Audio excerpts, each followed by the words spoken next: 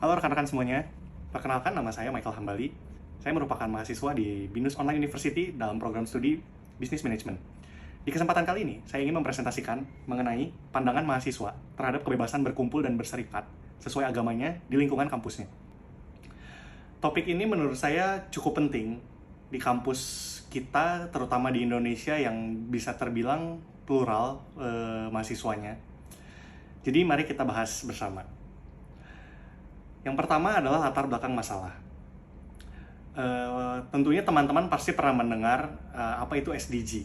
SDG itu adalah Sustainable Development Goals. Salah satu poinnya, poin ke-16, membahas tentang perdamaian, keadilan, dan lembaga yang kuat, termasuk kebebasan berkumpul dan berserikat itu sendiri.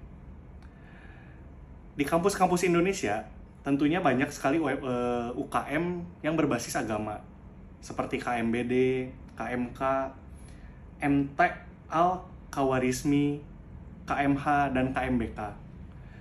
Ini merupakan wadah untuk belajar, berorganisasi, dan membangkitkan karakter atau membentuk karakter mahasiswa-mahasiswa itu sendiri. Tetapi dari data yang saya temui, BNPT di 2018 menemukan 39% mahasiswa di 15 provinsi tertarik pada paham radikal. Nah, ini yang perlu kita waspadai. UKM seharusnya menjadi wadah mahasiswa untuk moderasi dan toleransi, bukan sebaliknya. Dari topik tersebut, kelompok saya merumuskan menjadi 3 masalah penting. Yang pertama, seberapa sadar mahasiswa akan haknya dalam berkumpul dan berserikat. Lalu yang kedua, apa peran komunitas itu sendiri dalam menjaga keharmonisan antar agama. Yang ketiga, bagaimana caranya supaya kolaborasi antar UKM semakin erat dan bermanfaat, terutama UKM yang berbasis agama ini sendiri. Dari rumusan masalah tersebut, saya menarik garis kesimpulan bahwa tujuan proyek ini sebetulnya simpel, tetapi lumayan penting untuk kita bahas. Yang pertama, kelompok kami ingin tahu apakah mahasiswa sadar akan hak sipilnya di kampus. Yang kedua, kita mau meningkatkan kesadaran dalam menjaga kerukunan di lingkungan yang plural ini. Lalu yang ketiga, kita mau menggali ide-ide kolaborasi antar UKM supaya dampaknya tidak hanya di kampus, tetapi bisa juga berdampak baik bagi masyarakat. Dari rumusan masalah tersebut dan tujuan proyek tersebut, masing-masing dari kami melakukan wawancara dengan narasumber pilihan kami. Berikut adalah hasil temuan saya berdasarkan hasil wawancara saya. Yang pertama, ada yang sudah paham akan hak dan kewajibannya, tetapi ada juga yang belum. Dari semua narasumber yang kita temui, sebenarnya semuanya sudah paham bahwa keberagaman agama di lingkungan kampus itu bukan menjadi hambatan, melainkan kekayaan yang memperkaya pengalaman sosial mahasiswa di lingkungan kampusnya. Mahasiswa memahami hak konstitusi untuk berkumpul dan berserikat resmi, namun tingkat pemahamannya masih bervariasi. Ada apresiasi terhadap lingkungan kampus yang memberi ruang bagi mereka untuk berkumpul dan berserikat berdasarkan agamanya.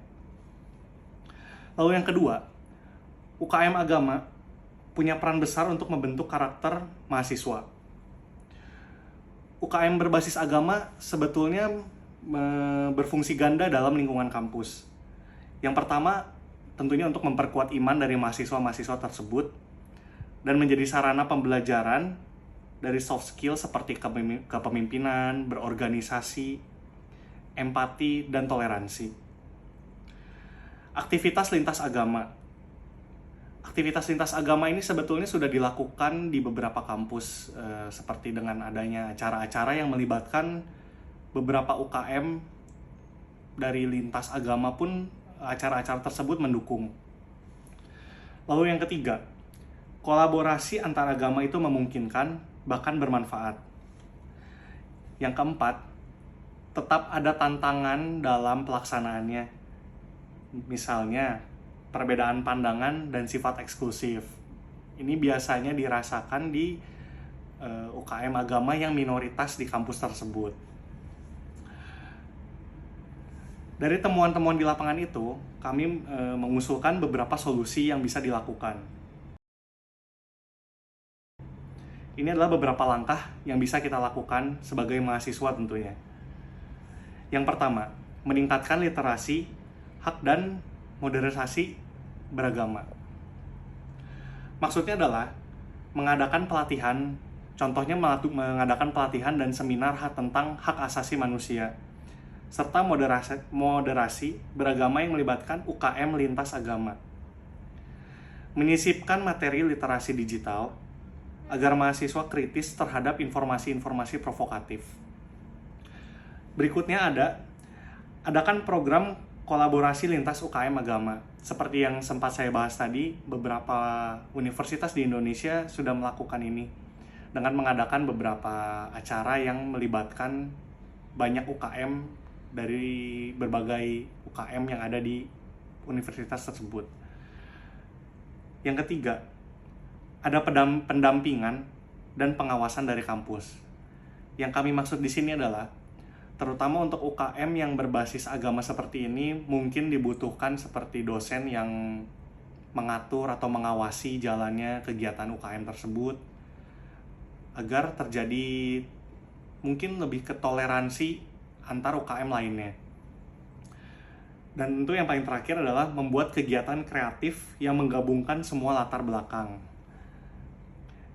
Ini bisa dilakukan dan mungkin tantangannya akan tetap ada, namun tidak mustahil untuk dilakukan untuk menjaga kebersamaan dalam universitas tersebut. Yang terakhir adalah refleksi pribadi. Ini adalah menurut saya berdasarkan hasil wawancara saya dengan narasumber saya sendiri. Narasumber yang saya pilih itu merupakan alumni dari salah satu universitas di Bandung dan beliau terlibat aktif dalam salah satu UKM yang berbasis agama ini. UKM yang beliau ikuti itu adalah UKM yang berbasis agama Buddha pada saat itu. Dari hasil wawancara tersebut, beliau mengungkapkan bahwa UKM agama itu sebenarnya tidak hanya memperkuat iman, tetapi juga melatih kepemimpinan, empati, dan toleransi.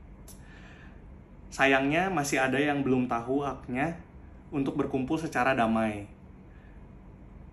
Beliau menyarankan bagaimana kedepannya dari mahasiswa-mahasiswa itu sendiri bisa lebih toleransi antara UKM lainnya yang berbasis agama.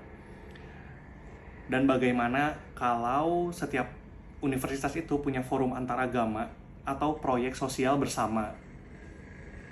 Pasti toleransi di antara UKM tersebut, terutama mahasiswa-mahasiswanya akan semakin kuat, dan masyarakat sekitar juga akan merasakan dampaknya. Jadi kesimpulan yang bisa saya ambil di sini adalah kebebasan berkumpul dan berserikat itu hak kita semua sebagai mahasiswa, tetapi harus dijalankan dengan nilai toleransi, moderasi, dan kolaborasi. Semoga kita bisa jadi generasi yang inklusif dan tangguh di era digital ini. Terima kasih untuk waktunya sudah mendengarkan presentasi ini. Saya terbuka apabila ada masukan atau diskusi lanjutnya. Terima kasih.